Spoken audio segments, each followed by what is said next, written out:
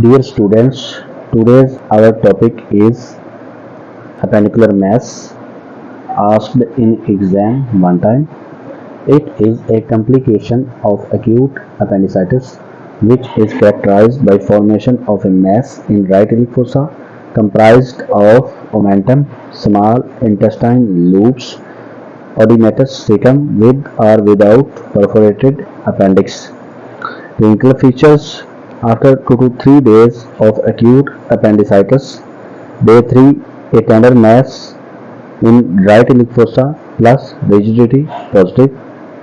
Day 4 to 5 mass well circumscribed, rigidity negative.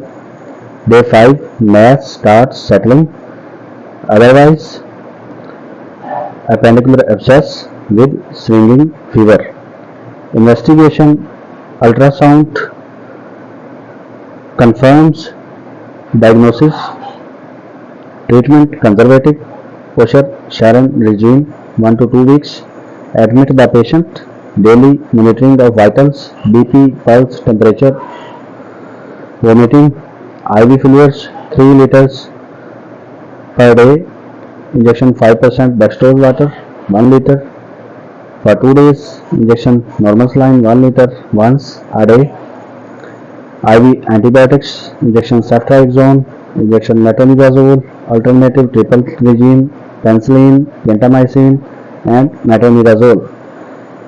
Analgesics include injection pethidine, injection diclofenac sodium, prophylaxis of DVT, compression stocking, prophylactic heparin. Diet: GI abscess settle, allow water intake, soft diet requested.